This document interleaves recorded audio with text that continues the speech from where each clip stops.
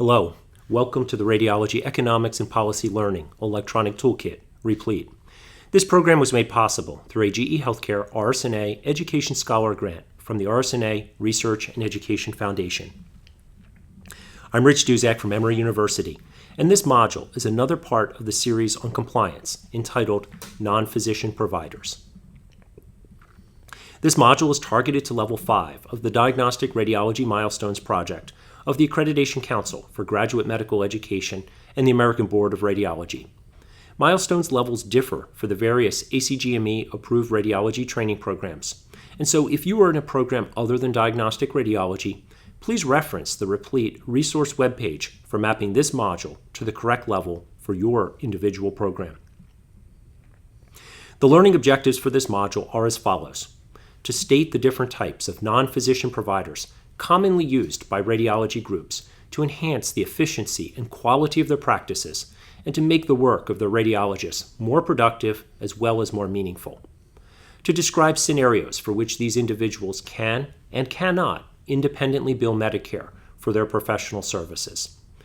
And to also identify ways to utilize these professionals in various types of different radiology practice scenarios in a manner aligned with rules and regulations surrounding correct coding and billing. Here are some additional resources listed alphabetically by author for those who would like to learn more about the topics in this module. In an earlier module in the Level 4 series on enhancing physician productivity and performance, we talked about the growing acceptance of non-physician providers within the U.S. healthcare delivery system. The numbers of nurse practitioners and physician assistants in particular have grown dramatically, and in addition to their growth within the healthcare workforce at large, these individuals are much more frequently seeking employment within radiology groups. We spoke about the various types of non-physician providers used by different types of radiology groups, and we focused on individuals initially trained as technologists, physician assistants, and nurses. And we specifically focused on radiologist assistants, often referred to as RAs or RRAs or RPAs. We also talked about PAs, physician assistants, as a group, as well as nurse practitioners. Many of our practices use these professionals in very different ways. Much of that is dictated by the very nuanced Medicare regulatory and compliance issues related to billing for their services. Those regulatory issues will be the focus of this module on compliance when billing for non-physician provider services. Non-physician providers can add a tremendous value to our practices in a number of ways. In the diagnostic radiology portions of our practice, that value is often in the setting of providing and/or enhancing pre-service work and post-service work. Remember from our RBRVS modules that that's all the stuff that happens before and after we render our interpretations. And in the interventional portions of our practices, the value of these professionals is often in the setting of non-procedural clinical care and/or actual procedural services. You may recall that when I talked previously about each of these non-physician provider groups, I specifically mentioned whether Medicare considers them QHPs, qualified healthcare professionals, or not.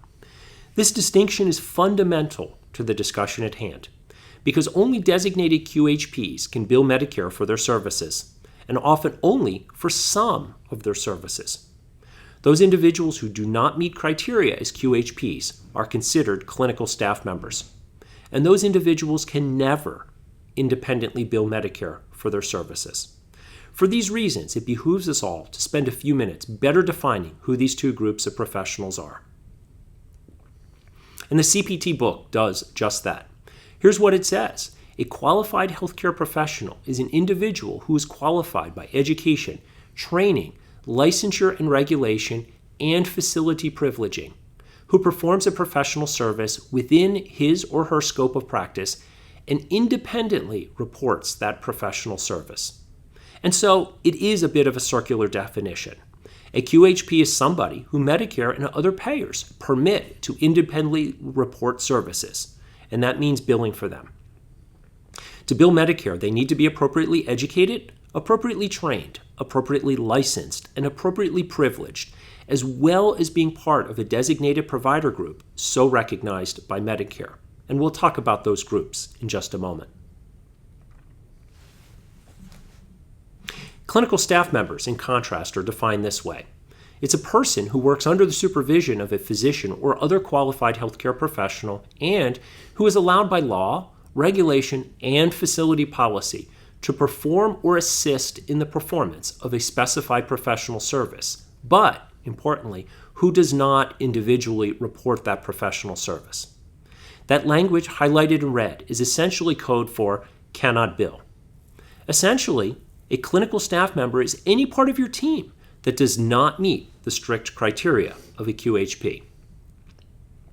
Ultimately, it is CMS that defines who can and cannot bill the Medicare program. You see a list of legally authorized non-physician providers here. On that list are nurse practitioners and physician assistants, two of the professional groups we have talked about in detail already. Of note, not on that list are RAs or RPAs or RRAs, because radiological technologists are always considered clinical staff. And I'd like to point out that it's not me who is saying that RAs shouldn't be able to bill Medicare. It's the Medicare program, and that carries the force of law. Let's go back to our professional categorization chart then, and look at it a bit differently. We focused on the three groups in gray here: RAs, PAs, and NPs. They're the individuals you may be using in your radiology practices to provide a variety of services. Let's look at this graphic now in a slightly different way. That is, from the perspective of who can bill Medicare. Based on what I showed you a couple slides back, you may recall that radiologic technologists are not on Medicare's list. That means that whether your RT is working in the traditional capacity in which we all typically think about, radiography, cross-sectional imaging, or interventional radiology, for example, he or she can never independently bill for his or her services. But it also means that RAs, regardless of how qualified and trained they may be, and many are indeed quite well trained, they cannot independently bill Medicare for their services. This is an area where some radiology groups have gotten into trouble with in the past, something that I'll talk about in an upcoming module focusing specifically on fraud and abuse cases. How about PAs? Well, remember that they are on Medicare's list of qualified healthcare professionals. That means as long as they are working within the scope of practice as defined by your state and providing services that they're credentialed to perform by your facility, that they can bill Medicare for that work. And a good bit of interventional radiology clinical care and minor interventional radiology procedures fall under that very umbrella. Now, things are a bit more gray for nurses. Some can and some cannot bill Medicare. And it really comes down to their training and licensure. If they're practicing as an RN, registered nurse, whether employed by a hospital or by your practice, they cannot independently bill Medicare for their services. In contrast, if they're trained and licensed as NPs, nurse practitioners, and remember, many increasingly have doctorate-level degrees, then they can indeed bill Medicare for their services, as long as they're provided within the scope of practice as outlined by your state and is credentialed by your facility. And so focusing on just the gray boxes of interest, here's how things play out. RAs can never independently bill for their services, but PAs and nurse practitioners often can. And with that as a contextual framework, let's now take a deeper dive into some related issues. Here are some general principles related to billing and compliance as they pertain to non-physician providers. First, don't submit false claims. Second, physicians and non-physician providers get paid differently. Third, appropriate supervision is critical. Fourth, non-physician providers are not trainees. And fifth, Incident to billing is tricky and probably not worth it for most radiology practices. We'll walk through each of these individually over the next few minutes. So, back to bullet 1. Let's go back to material from some very early modules on the basics of billing. You may recall that during a session quite a while back, I outlined for you the allegations against a university practice that was allegedly billing for services rendered by residents without appropriate supervision from their faculty teaching physicians. Remember, any claim billed in a manner that does not meet all applicable rules and regulations can be deemed, quote, false claims by Medicare. And that's exactly what the government alleged in that case. As such, my admonition to you in this module, in that module, and in yet an upcoming one on fraud and abuse is to stay squeaky clean. And only bill for claims that Medicare and other payers specifically allow. Otherwise, you could find yourself in quite a bit of trouble. And several groups that I'm aware of have gotten into trouble for innocently, but nonetheless incorrectly, billing for services rendered by their RAs, that is, services performed by their radiologist assistants. The second bullet here is that only physicians get paid 100% under the Medicare physician fee schedule. Non-physician providers, you now know, are paid only if recognized by Medicare. But what I'm telling you now is that when they do get paid, it's only at 85%, not 100% of the Medicare physician fee schedule. And so when thinking about billing for services rendered by your practice, think in advance carefully about exactly who will be submitting the claim. What this means is that when you design your workflow, make sure that you do it in a manner that doesn't systematically put you in compliance jeopardy. You'll be well served if you thoughtfully anticipate what I's you need to dot and what T's you need to cross for services facilitated by or performed by your non-physician providers. Third bullet, you need to be aware of Medicare's requirements for supervision. Importantly, we're not talking about supervising trainees here, at least yet. When Medicare talks about supervising in a more generic sense, what it means is supervising the study, not a trainee. If you look in Medicare datasets, you'll see most services listed with one of these four indicators. Indicator 1, general supervision. 2, direct supervision. 3, personal supervision. And 9, the concept of supervision does not apply. And you can read the requirements for each one on the right. Of note, only physicians can supervise services. So you can contract out a family physician, for example, to be present in your imaging center in the event of a contrast reaction. It need not be a radiologist. But at least at present, you cannot use a PA or nurse practitioner to provide that supervision, and certainly not an RA either. Here are some examples of what these supervision rules all mean. General supervision typically applies to radiography or non-contrast cross-sectional imaging. Services where no on-site supervision is typically expected or necessary. Radiologists need to be generally responsible for protocols and quality and the like, but need not be present in the procedure room or even on the property when the examination is performed. Direct supervision is the next step up.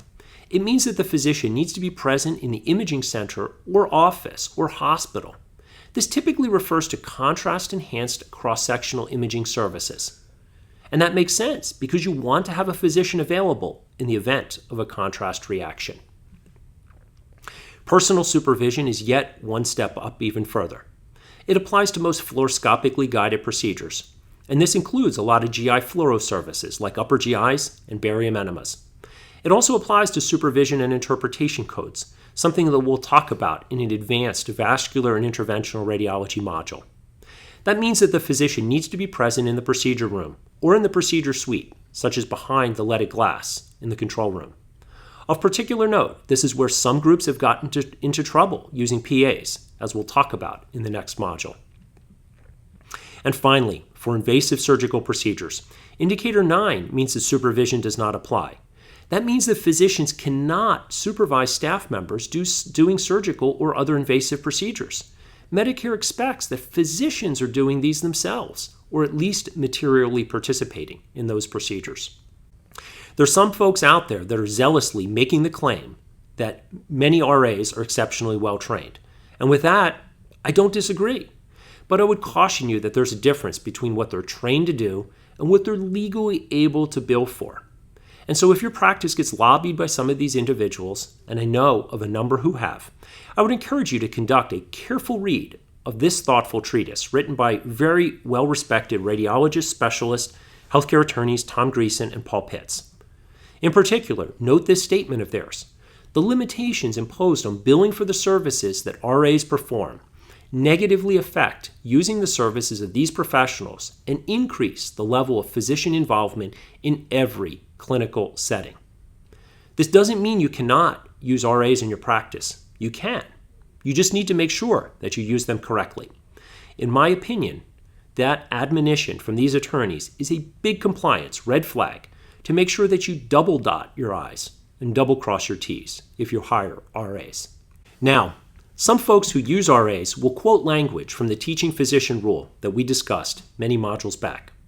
Remember that rule said that in order to bill for surgical, high-risk, or other complex procedures, the teaching physician must be present during all critical and key portions of the procedure and be immediately available to furnish services during the entire procedure.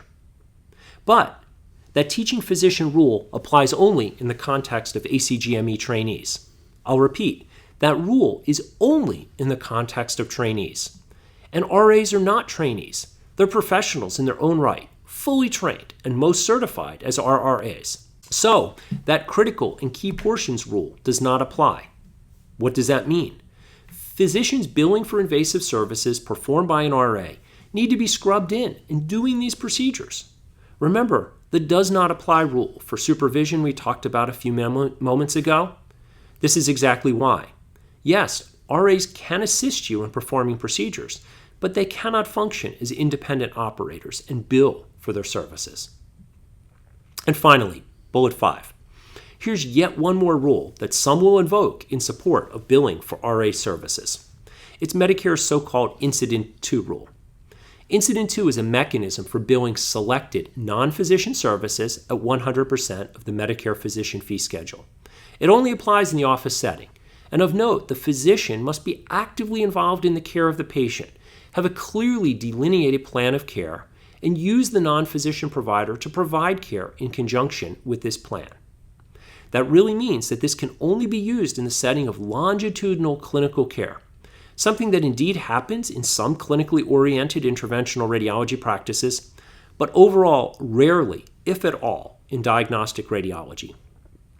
So what this means is that as a general rule, this billing mechanism, meaning Incident 2, is rarely appropriate in radiology practices. Again, when you hear the term Incident 2, think of this as a compliance red flag. If you're going to be billing through this mechanism, and it may be legitimate for you, make sure that you double dot your I's and double cross your T's. Let's move now from rules to roles. We'll talk first about diagnostic radiology and then pivot to interventional radiology. You can see a list here of services that we'll discuss. You saw this slide previously in the Level 4 module on how to use non-physician providers to enhance the productivity and efficiency and value of your radiologists. It's important to note that almost all services rendered by NPPs in diagnostic radiology settings are not independently billable by those individuals. But that does not mean that they're not valuable. Remember the hypothetical 8-person radiology group I told you about way back in Level 2. The more that your non-physician providers can keep your radiologists working at the tops of their licenses, the more value they bring back to your practice as a whole, even if you cannot independently bill for those services. Let's talk about these services one by one. Remember that most of the work that we as radiologists usually think about associated with diagnostic radiology services is our intra-service work. By and large, that's our interpretive work. But when we discussed how these services are valued by the RVS Update Committee, we also talked about pre-service and post-service work. And those are areas where non-physician providers, whether RAs or NPs or PAs, can help our practices a lot. These include pre-service work such as care coordination, triage and appropriateness assessment, and routine protocoling, or after your interpretation, communication with referring physicians and help with communication with patients, and again, even more, care coordination. It's important to remember that none of these component services are independently billable in those settings.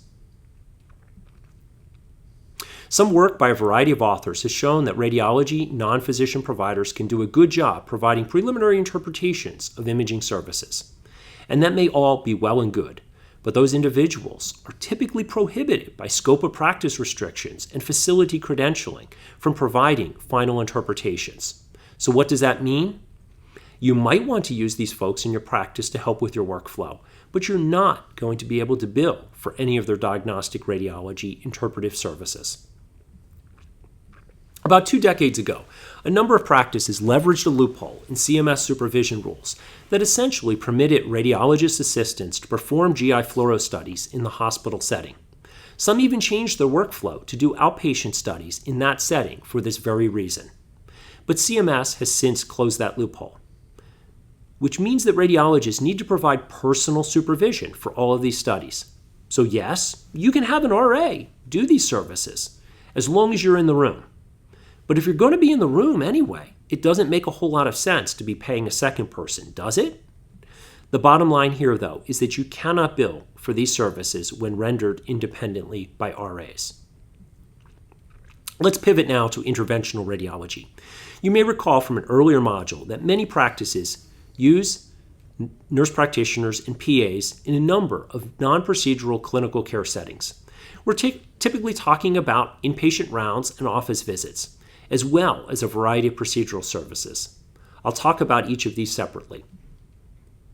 First, clinical services. Remember, RAs are currently not QHPs in the eyes of Medicare.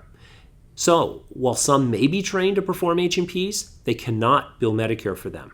In contrast, nurse practitioners and physician assistants can bill for clinical services, but only if they meet specific E&M, Evaluation and Management Code guidelines, which are largely the same as those for physicians. What clinical services then are billable?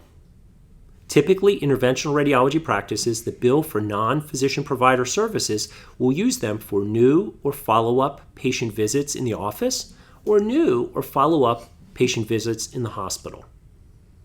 But what about if a nurse practitioner or PA performs the bulk of the encounter documentation? In those cases, billing under his or her NPI at 85% of the Medicare physician fee schedule is probably most practical and compliant. That's what's billable. But what services are not separately billable? This is important to know, because if you bill for the services that you see listed here, you will essentially be double dipping by billing Medicare twice. That's because the clinical care rendered on the same day as part of an invasive procedure, things like routine paperwork, the H&P, discharge coordination, and the like, is already valued as pre-service work or post-service work in that procedure, meaning that you're already getting paid for that work if you bill for the base procedure. That said, many practices, like my own, routinely use our non-physician providers to perform many of these services. But, and this is important, we do not separately bill for them. But this still allows our radiologists to be much more productive doing cases and interpreting diagnostic studies, and thus practicing closer to the tops of their licenses. But remember, billing for these services in the setting of a procedural encounter is a no-no. How about procedural services? Remember, I told you that NPs and PAs are doing more and more central venous access procedures each year. And they are increasingly taking on a variety of minor procedural roles typically performed by radiologists. The growth in paracentesis procedures and thoracentesis procedures performed by them, for example, has been huge. In the Medicare population, NPs and PAs now perform over 10% and 5% of these procedures, respectively. In contrast, with regard to procedural services performed independently by RAs, what's billable? The answer, unfortunately, is simple. None of them. Remember, in the eyes of Medicare for billing purposes, RAs are not QHPs. Contrast that with nurse practitioners and physician assistants. These QHPs can bill for pretty much anything within the scopes of these practices that they are credentialed to perform. You already know what services are most common. Things like paracentesis, thoracentesis, some biopsies, and venous access services. And remember how Medicare pays for these services. That is, at 85% of the Medicare physician fee schedule amount. And so you can bill for these services. In summary then, non-physician providers can enhance your practice in many ways. Some are billable, but many are not. Even though many non-billable services do not directly generate revenue, they can nonetheless enhance the value of a practice to patients and other stakeholders and make radiologists more productive and effective. The use of non-physician providers in a radiology practice brings with it many regulatory and compliance considerations. and practices employing such individuals are advised to exercise careful due diligence when billing for their services. To ensure appropriate credit for this module, please make sure that you complete the accompanying online quiz from the RSNA's e-learning platform. More information on the Replete initiative and additional resources are available on the RSNA's website. I'm Rich Duzak from Emory University, and I look forward to helping you continue along your economics and health policy milestones journey. Again, thank you for participating in Replete.